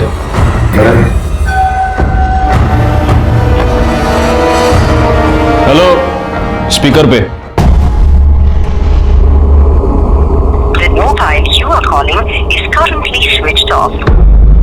भाई घर में तो छुपा नहीं है, देखो जरा। साहब नहीं है वो यहाँ पर। देखने में क्या हर्ज है, पैसे थोड़ी लगते हैं। शर्ट है, लाइटों है, चेक करा। तुम लोग जानते हो ना, जयश्री के फोन कॉल के बेसिस पर उसकी बहन ने तुम लोगों पर रेप का इल्जाम लगाया है। रेप अक्यूज्ड होने का मतलब जानते हो तुम? साहब वो दोनों बहनें बहुत लालची हैं। और रूपाली है ना, हमसे और पैसे निकालना चाहती है और कुछ नहीं। और पैसे मतलब ये सर, वो माँ की बीमारी का बोल के हमसे पहले से 5 लाख रुपए ले चुकी है। अब पैसे की लत लग गई। आपको मुझ पर यकीन नहीं होता ना, नरेंद्र से पूछ लीजिए आप। हाँ साहब, हम पहले उसे 5 लाख रुपए दे चुके हैं। मुझे पूरा यकीन है मेरे भाई ऐसा गलत काम नहीं कर सकते। अच्छा, तुम्हें ये पता है कि ये नहीं कर सकते, तो तुम्हें ये भी पता होगा कि कौन कर सकता है? हाँ? सर विलास अंदर नहीं है। सर विलास आत्महत्या नहीं है। हो गई तसल्ली, अब आप लोग जा सकते हैं। हम कब आए और कब जाए हम तय करेंगे, तुम नहीं, समझे ना? साहब मुझे अकेले में आपसे कुछ बात करनी थी, कुछ बताना है आपको। अकेले में क्यों? जो बोलना इधर बोलना। आवाज नीचे, वरना अगली बार तेरी आवाज निकलेगी नहीं, समझा? बोलो नरेंद्र, क्या बोलना है? यही साहब कि मेरे भाई निर्दोष है, उन्होंने कुछ नहीं किया। आपको यही मालूम करना है कि ये सब किसने किया है, तो जाके उस प्रोफेसर से पूछिए ना। प्रोफेसर कौन? जिसे जयश्री का चक्कर चल रहा था, उसका पुराना आशिक। तुम ये सब कैसे जानते हो? जयश्री ने खुद मुझे बताया था शादी से पहले कि उसका कॉलेज में किसी प्रोफेसर के साथ चक्कर चल रहा था। और चक्कर क्या साहब, सब कुछ चल रहा था। मेरे कॉलेज के प्रोफेसर सुशील नायक के साथ मेरा अफेयर था। हमारे बीच में सब कुछ हो गया था, केवल फेरे बचे थे। लेकिन अब ऐसा कुछ भी नहीं है, सब कुछ खत्म हो गया है। नया रिश्ता शुरू करने जा रही हूँ, इसलिए आपको अंधेरे में नहीं रखना चाहती हूँ। उस वक्त मुझे लगा कि कितनी अच्छी और ईमानदार लड़की है, चाहे तो छुपा सकती थी। इसी बात पे खुश हो कि मैंने उसे माफ कर दिया और शादी कर ली। लेकिन आज खुद इधर उधर मुंह मारती फिर रही थी और मेरे ही भाइयों पर बलात्कार का इल्जाम लगा रही थी। इस प्रोफेसर के बारे में और कुछ जानते हो? नहीं साहब, मैं तो बस इतना ही जानता हूँ। लेकिन हाँ, रूपाली जरूर जानती होगी कि उसकी ताई कहाँ कहाँ क्या क्या गुल खिला चुकी थी। ये नरेंद्र और उसके फैमिली की सारी बैंक डिटेल्स निकालो। तो मुझे लगता है ये दहेज का मामला है, क्योंकि जब मैंने दहेज के बारे में रूपाली से सवाल किया तो मुझे ऐसे लगा कि वो हमें कुछ बताना चाह रही है लेकिन बता नहीं पा रही है। पता करो। सर आपका अंदाजा सही था। 3 महीने पहले, मतलब नरेंद्र और जयश्री की शादी से पहले एक 5 लाख रुपए का ट्रांजैक्शन हुआ था। लेकिन सर ये मामला दहेज का नहीं बल्कि उल्टा है। मतलब ये है कि ये पैसे जयश्री की फैमिली ने नहीं बल्कि नरेंद्र की फैमिली ने जयश्री की मां के अकाउंट में ट्रांसफर किए थे, वो भी शादी से 15 दिन पहले।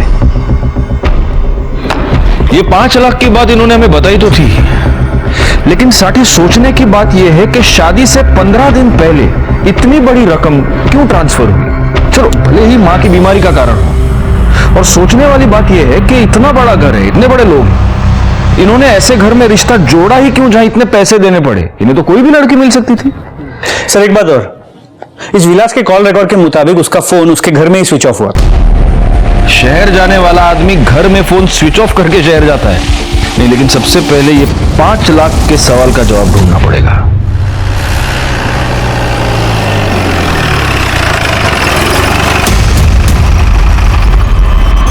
इससे पहले मैंने जब तुम्हें दहेज के बारे में पूछा था तब तुमने ये क्यों नहीं बताया कि नरेंद्र की फैमिली ने तुम लोगों को 5 लाख रुपए दिए थे?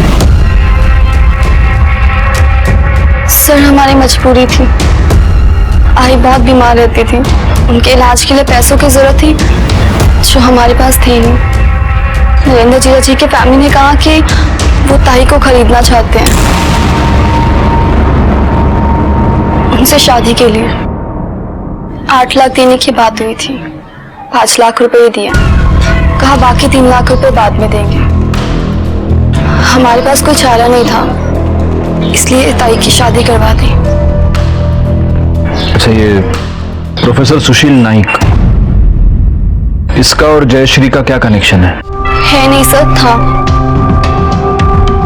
मेरी ताई उनसे बहुत प्यार करती थी, शादी करना चाहती थी, पर प्रोफेसर सर ने उनसे शादी करने के लिए मना कर दिया क्योंकि वो पहले से ही शादीशुदा थे।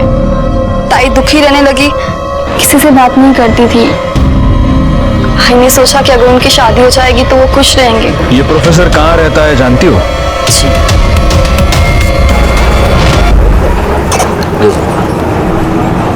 सर, मुझे लगता है इस केस में 5 लाख रुपए बहुत अहमियत रखती है और यही कारण जयश्री की मौत का भी हो सकता है। ये मत भूलना छोड़े कि जयश्री ने अपनी मौत से पहले अपनी बहन को जो आखिरी फोन किया उसमें उसने कहा था कि नरेंद्र के किसी भाई ने उस पर रेप किया है। लेकिन सर, तीनों भाइयों की मोबाइल की लोकेशन उनके घर की है और जयश्री की जली हुई बॉडी घर से करीब 5 किलोमीटर दूर मिली। इसके अलावा रेप प्रूव करने के लिए हमारे पास उस फोन रिकॉर्डिंग के अलावा और कुछ भी नहीं है। और हम ये भी प्रूव नहीं कर सकते कि वो आवाज जयश्री की है, किसी और की भी हो सकती है। उस साला विलास फरार है, लगता है रेप करके डर के मारे भाग चुका है। उसका फोन सर्विलेंस पे डाल दो, कभी ना कभी तो ऑन करेगा।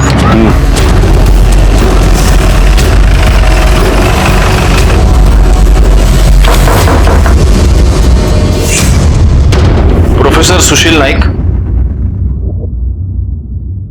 मैं ही हूं। क्या हुआ? जयश्री शिंदे आपकी स्टूडेंट, उसके बारे में आपसे कुछ बात करनी।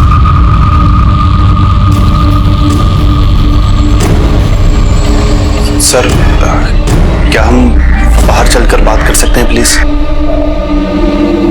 सर, ऐसा कुछ अफेयर वगैरह नहीं था। हाँ, मैं और जयश्री रिलेशनशिप में थे, पर वो रिलेशनशिप जयश्री की शादी से पहले ही खत्म हो गया था। किसने खत्म किया? वो सर, मैंने। क्यों?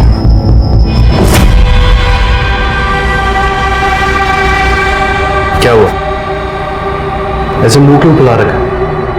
मुझे आपसे शादी करनी है। तुम्हें पता है मैं शादीशुदा हूं, मैं तुमसे शादी नहीं कर सकता। देखिए, आप जैसे कहेंगे, जहां रखेंगे, मैं खुशी खुशी वहां रह लूं। तुम क्या बकवास कर रही हो? मैंने तुमसे कहा था कि मैं तुमसे शादी नहीं कर सकता। तुम अपनी मर्जी से आई थी, और अगर ऐसा है ना तो आज अभी सब खत्म कर दो। और फिर उसके बाद मैं जयश्री से नहीं मिला, बाद में पता चला कि उसकी शादी हो गई है। देखिए प्रोफेसर साहब, जब तक ये केस पूरी तरह सॉल्व नहीं हो जाता आप गांव छोड़कर जा नहीं सकते। ठीक है सर। Thank you.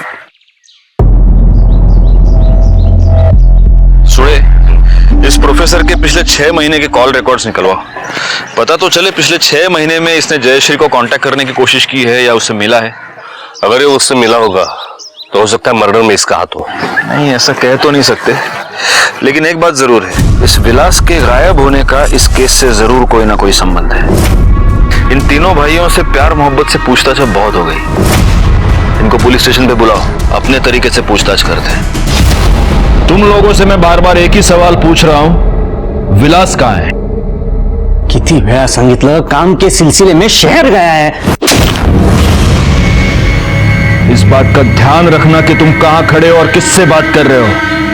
अब अगर आवाज ऊंची की ना तो ऐसा मारूंगा कि कान बंद हो जाएगा। और तुम लोग अगली बार जब बुलाया जाए तो विलास को साथ लेके आना, वो इस केस में प्राइम सस्पेक्ट है और तुम दोनों भी सस्पेक्ट हो, क्योंकि जयश्री ने अपनी कॉल में किसी का भी नाम नहीं लिया। उसने सिर्फ इतना कहा कि उसके पति के भाई ने उस पर रेप किया। सुने, जरा यांची उजळणी करून द्या, सुना वो रिकॉर्डिंग वापस इनको। ऐक रे, ऐक। नरेंद्र के भाई ने मेरे साथ रेप किया, प्लीज मुझे बचा लो, please. Rape rape rape rape कान पक चुके हैं अभी। इसे रेप नहीं कहते, हमारी ये प्रथा है आमची प्रथा। प्रथा हो साहब, वंश को बढ़ाने की प्रथा है ये। अब हम तुम्हें हमारे परिवार की प्रथा के बारे में बताने वाले हैं। ध्यान से सुनना, क्योंकि तुम्हें अब ये प्रथा निभानी है। विलास और नरेंद्र हमारे सौतेले भाई हैं। उनकी माँ हमारे बराबर की नहीं थी, तो हमारे खानदान का वारिस बेटा उनका खून नहीं हो सकता। मीना और लता दोनों को लड़कियां हुई हैं। हम तुमसे लड़के की उम्मीद रखते हैं, उस लड़के की जो हम में से ही किसी का हो।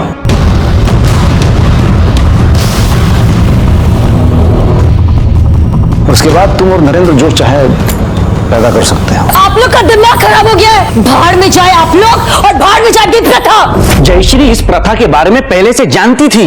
अगर आपको यकीन नहीं होता तो उसके पति से पूछ लो। हाँ साहब, मैंने खुद उसको बताया था इस बारे में। कलगा साहब, आप ये जो रेप कह रहे हैं वो रेप हो ही नहीं सकता। कानून की नजर में रेप ही है, आणि आता तर तुम्ही स्वतःच कबूल केलेत ते। मान्य, हमने रेप किया है, पर आप लोगों के पास सबूत क्या है?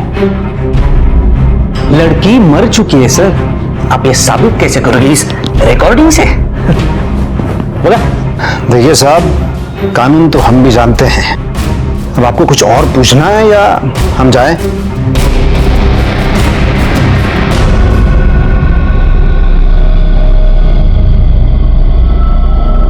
सर, मिलिंद जिस तरह चिल्ला रहा था उससे तो लगता है कि इन तीनों ने जयश्री के साथ कुछ किया है। वो साला इतना चिल्ला पाया क्योंकि उसे पता है कि हम रेप प्रूव नहीं कर सकते। सर, 2-3 तास आतमध्ये घेऊन तोडूया त्यांना, सगळं खरं बोलतील। लेकिन कोर्ट में प्रूव कैसे करोगे? नहीं, हमें रेप केस पर नहीं, हमें मर्डर केस पर कंसंट्रेट करना चाहिए। जयश्री को जिंदा जलाया गया है और जिस हालत में उसकी बॉडी मिली, 2 बूंद पेट्रोल से तो काम हुआ नहीं होगा। ये पता करना पड़ेगा कि इतना सारा पेट्रोल आया कहां से। साठ, एक काम करो, इन चारों भाइयों की फोटोग्राफ्स आसपास के जितने भी पेट्रोल पंप है वहां पर दिखाओ। इन्हीं में से कोई एक पेट्रोल लेकर आया है। हो सर। देखिए वकील साहब, हमारी समस्याएं दिन ब दिन बढ़ती जा रही है। इसके पहले कि वो हमें अरेस्ट करें, आप कोर्ट से हमारा एंटीसिपेटरी बेल करवा दो। नॉट पॉसिबल मिस्टर मकरंद, क्योंकि रेप नॉन बेलेबल ऑफेंस होता है और ऐसे केसेस में एंटीसिपेटरी बेल मिलना बहुत मुश्किल है। अरे मुश्किल क्या मुश्किल, हम कहेंगे ना कि हम हमारी प्रथा निभा रहे थे, फिर कैसे परेशान कर सकती है पुलिस हमें? बिल्कुल कर सकती है, क्योंकि रेप को हम छोड़ गए, मर्डर का क्या करेंगे? और जिसका मर्डर हुआ है वो आपके घर की बहू थी, और ऐसे केसेस में सबसे पहला शक घर के मेंबर्स पर ही जाता है। वकील साहब, मर्डर से हमारा क्या लेना देना है? उसके बारे में हमें कुछ नहीं पता। आप ये नई बात बता रहे हो? आप एक काम कीजिए, आप ये अपनी फीस ले लीजिए और हमारा काम कर दीजिए, बस उतना बहुत है। ठीक है।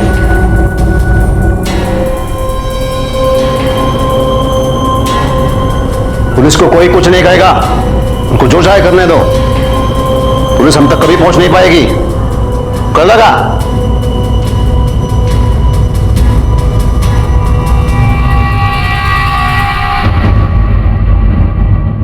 जी सर, जी sir, I am trying sir, लेकिन ये केस इतना कॉम्प्लिकेटेड है कि हमें कोई लीड नहीं मिल रही।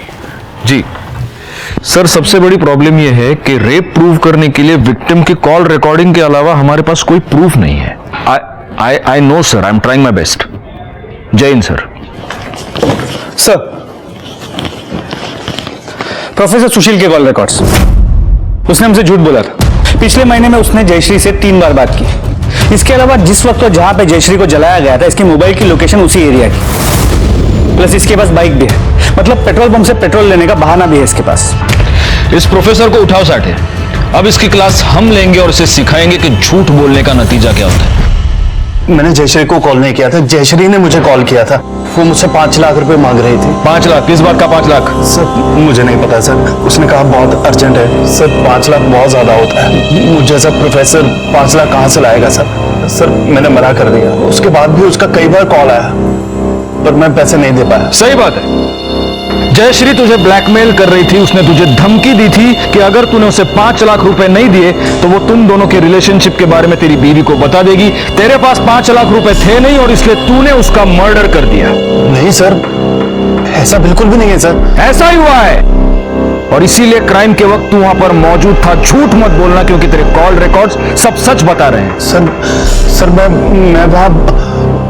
वहां मैं जयश्री के बुलाने पर ही गया था। उसका कॉल आया था मुझे किसी पीसीओ नंबर से। हेलो सर, वो कह रही थी उसकी जान को खतरा है। मैं सर वहां पहुंचा भी, पर ना जयश्री आई ना उसका कोई कॉल आया। तो तुझे पता था कि जयश्री बहुत बड़ी मुसीबत में है, लेकिन फिर भी तू चुप रहा। सर मेरे बीवी बच्चे हैं सर, इसलिए। कहीं ऐसा तो नहीं कि जयश्री मकरंद और मिलिंद के 5 लाख रुपए वापस करना चाहती थी और इसी बात का फायदा उठाने की कोशिश इस प्रोफेसर ने की। जब जयश्री नहीं मानी तब उसने जयश्री का मर्डर कर दिया। इसीलिए प्रोफेसर की मोबाइल लोकेशन भी उस वक्त क्राइम स्पॉट है। हो सकता है सर। एक काम करो साठे, इस प्रोफेसर के बाइक डिटेल्स भी आसपास के सारे पेट्रोल पंप्स को दे दो ताकि हमें यह पता चले कि कहीं इस प्रोफेसर ने तो यह सारा पेट्रोल नहीं खरीदा है। सर, गांव के बाहर 2 पेट्रोल पंप है, जिसमें से एक ने मान लिया है जयश्री को जिस रात जलाया गया उस रात एक बाइक वाला उनके यहां से लूज पेट्रोल लेके गया था, लेकिन जिसने बेचा था वो वर्कर छुट्टी पर है। उसे ढूंढो और उसे फोटो दिखाओ। अगर वो फोटो पहचानता है तो हमने अपना केस सॉल्व कर लिया है। सर विलास का फोन सर्वेलेंस पे था और वो अभी स्विच ऑन हुआ है। वो कहीं नहीं गया, गांव में छुपा बैठा है। चलो साठे, विलास की अभी मोबाइल लोकेशन कहाँ है? सर फिलहाल तो उसके फोन की लोकेशन स्टैटिक है, यहाँ पे। वही छुपा होगा। चलिए सर, मारे गाड़ी का।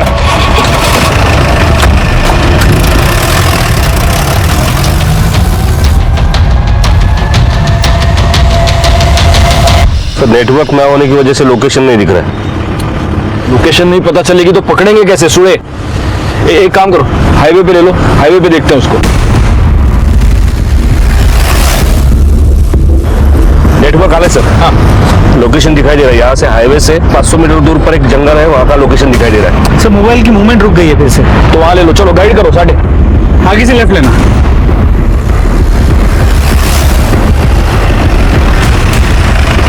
सर लोकेशन यही का दिखा रहा है। साठे फोन लगा उसको।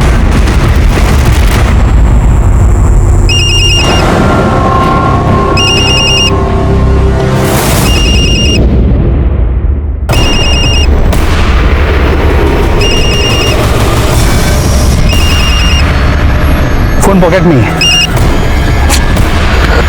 बैठ दो। इसे हमें जिंदा पकड़ना था।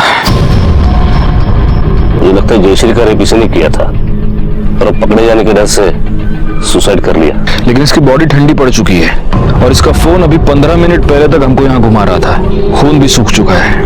अगर इसको सुसाइड ही करना था तो यहाँ क्यों आया? जहाँ छुप कर बैठा था वहीं सुसाइड कर लेता। चीजें मैच नहीं हो रही। एक काम करो, ये चाकू फिंगरप्रिंट्स के लिए भेज दो और इसकी बॉडी पोस्टमार्टम के लिए भेज दो। इसका टाइम ऑफ डेथ पता चलना बहुत जरूरी है। सर फैमिली को इन्फॉर्म कर दे। हाँ, घर वालों को इन्फॉर्म कर दो और पोस्टमार्टम के बाद इसकी बॉडी घर भेज दो। हम भी चलेंगे। जरा देखते तो हैं इसकी मौत का इसके भाइयों को कितना दुख हुआ है।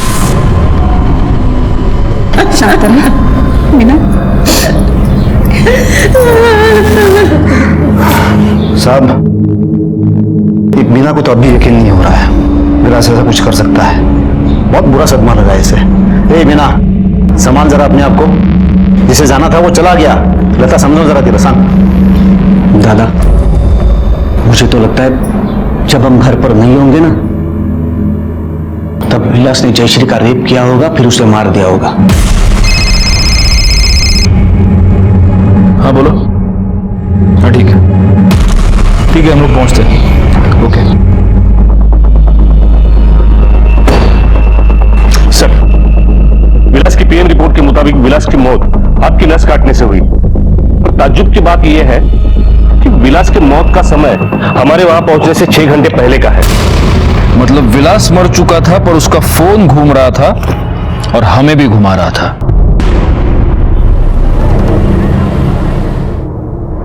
सर मुझे लगता है कि या तो वो प्रोफेसर या तीनों भाइयों में से कोई है जो विलास का फोन यूज करके हमें गुमराह कर रहा था, क्योंकि वो जानता था कि जैसे ही फोन स्विच ऑन होगा उसके लोकेशन के बारे में पता चल जाएगा। फोन घर पे स्विच ऑफ हुआ और अचानक इतने दिनों बाद घर से जंगल तक पहुंच गया। इस मर्डर के पीछे उस प्रोफेसर से ज्यादा उन 3 भाइयों में से कोई है। नरेंद्र के पास तो मोटिव भी है।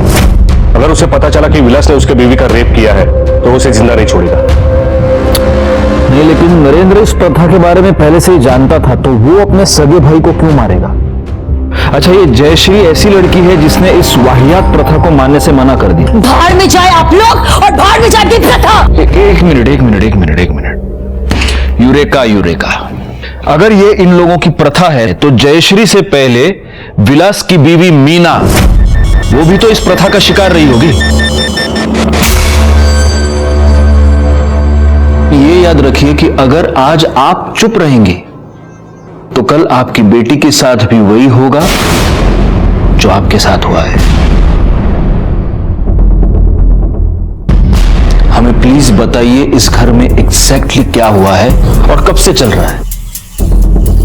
जब से मैंने देखा है तब से एक घटिया प्रथा चली आ रही है। मेरे ससुर ने 2 शादियां की थी। मिलिंद और मकरंद उस ऊंची जात वाली माँ के बच्चे हैं। विलास और नरेंद्र की माँ बराबरी की जात की नहीं है, इसलिए भाई होने के बावजूद उन दोनों की इस घर में नौकरों वाली हालत है। जब मिलिंद और मकरंद अपनी बीवियों से बेटा पैदा नहीं कर पाए तो उन्होंने विलास और नरेंद्र को समझाया कि वो ऊंची जात की लड़कियों से शादी करें ताकि ये दोनों उनसे अपना बेटा पैदा कर सके, अपना वंश आगे बढ़ा सके। इसी वजह से उन्होंने पहले मुझे खरीदा, फिर विलास से मेरी शादी करवाई और फिर इन दोनों भाइयों ने मेरे साथ जबरदस्ती की।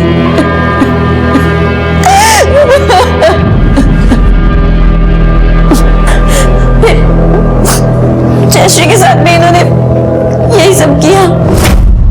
लेकिन फिर इन्होंने जयश्री को मारा क्यों? पता नहीं, पर जिस दिन उन लोगों ने जयश्री के साथ जबरदस्ती की वो उसी दिन समझ गए थे कि वो चुप बैठने वाली नहीं है, इसलिए वो दोनों उसे कहीं बाहर ले जाने वाले थे। नरेंद्र के भाई ने मेरे साथ रेप किया। मुझे बचाना प्लीज। तू टेंशन मत ले, कुछ नहीं होगा। एक तो बात अपने तक आएगी नहीं, और अगर आ भी गई ना, मैं विलास पे डाल दूंगा। जब आप लोगों ने ज्यादा पूछताछ की तो मैंने विलास से कहा कि जाकर कहीं छुप जाए, वरना उसके भाई उसे ही झूठे केस में फंसा देंगे। तो उसने मेरी बात मानी और वो गांव में ही कहीं जाकर छुप गया। फिर ये बात उनको कैसे पता चली? मतलब ब्लैकमेल करूं, मैंने उन्हें सब बता दिया। मतलब भाई बाजी चुका है, पर मैं क्या करूं सर, मेरी बेटी की जिंदगी का सवाल था। क्या आप बता सकती हैं वो जयश्री को कहाँ ले गए? वो तो नहीं पता, लेकिन 2 दिन बाद वो दोनों रात को नशे में धुत घर आए और उनके हाथ में एक पेट्रोल की खाली कैन थी। मीना ताई, वो कैन अब कहाँ है? वो घर के पीछे जो कचरा पड़ा रहता है वहीं पर है।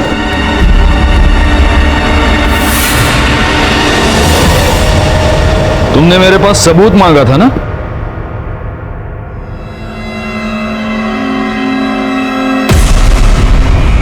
ये है सबूत। ये वो कैन है जिसमें जयश्री को जलाने के लिए पेट्रोल भरा गया था। इस कैन पर तुम दोनों के उंगलियों के निशान हैं। जिस पेट्रोल पंप से तुमने ये कैन भरा, वहां काम करने वाले बंदे ने तुमको पहचान लिया है। और ये पेट्रोल खरीदने के लिए तुमने जो क्रेडिट कार्ड इस्तेमाल किया, उसके डिटेल्स हमारे पास है।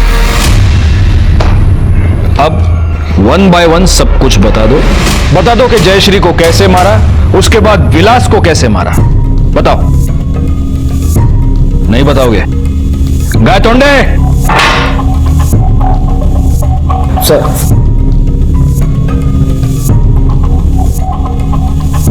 अच्छा होगा तुम अपने मुंह से बोल दो, वरना ये मिर्चियां तुम्हारे मुंह से होते हुए तुम्हारे पेट में जाएंगी और फिर तुम दोनों हर जगह से बोलने लगोगे। विलास को कैसे मारा? चक्कर आता गायतोंडे, ठूसो मिर्चियां इनके मुंह में। हमने विलास को झूठ बोला था। देख विलास, जयश्री तो मर गई है और हमारे परिवार को फंसा गई, और पुलिस को सबसे ज्यादा शक तुझ पे है क्योंकि तू नरेंद्र का सगा भाई है। तो एक काम कर, जब तक मामला ठंडा नहीं होता तू यहाँ से निकल जा। दादा यहाँ कहाँ लेके आए? अरे क्या करूं दादा? और फिर हमें गुमराह करने के लिए उसका मोबाइल ऑन किया और उसके छुपने की जगह से मौत की जगह तक ले गए। जी साहब। अब जयश्री, उस बेचारी को क्यों मारा? हमने मारा क्योंकि हमारे साथ धोखा हुआ था। धोखा मतलब? तुम्हें क्या लगता है तुम ये प्रथा के नाम पे जो घिनौनी हरकत कर रहे हो? ये सब करने से तुम्हें तुम्हारी ऊंची जाति का वारिस मिल जाएगा। कभी नहीं मिलेगा, कभी भी नहीं मिलेगा। क्यों नहीं मिलेगा? क्यों नहीं मिलेगा? क्योंकि मैं भी ऊंची जाति की नहीं हूँ, और जो मेरी माँ है ना, वो तुमसे भी नीची जाति की है। अब बताओ क्या करोगे? मुझे पूरा दिन यहाँ बांध के रखोगे? बेचारे, शक्ल तो देखो तुम्हारी, ऐसा लग रहा है तुम दोनों का किसी ने रेप कर दिया हो। कहाँ से लाओगे ऊंची जाति की वारिस? कहाँ से लाओगे? तो धोखा दिया रे हमें। तुम्हारे पेट्रोल लेके आ जा, इस 5 लाख की कचरे को यही जला देंगे। जा।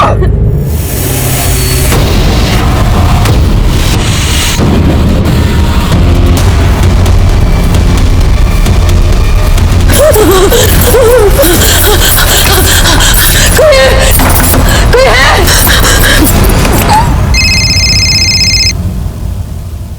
हेलो, मैं तालाब वाले मार्केट के पास से बोल रही हूँ। मेरी जान खतरे में। हेलो,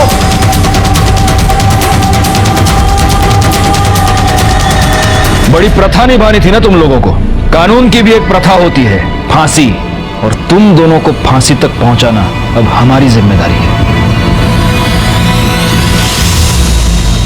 हमारे देश में ऐसी सैकड़ों प्रथाएं हैं जो जयश्री जैसे हजारों मासूमों को अपना शिकार बनाती है। आप भी सावधान रहें, जाति पाति रंग रूप प्रथा रीति रिवाजों की अंधभक्ति से बचें, वरना वो दिन दूर नहीं जब नजरें होते हुए भी हम देख नहीं पाएंगे, जुर्म की दस्तक को सुन नहीं पाएंगे। मैं सीनियर इंस्पेक्टर राजेश जाधव आपसे विदा लेता हूं, फिर मिलूंगा। तब तक सतर्क रहिए और देखते रहिए क्राइम पेट्रोल दस्तक, क्योंकि मकसद बताना नहीं, बचाना है। जय हिंद। क्राइम पेट्रोल के ऐसे ही मजेदार एपिसोड्स देखने के लिए हमारे चैनल को सब्सक्राइब करें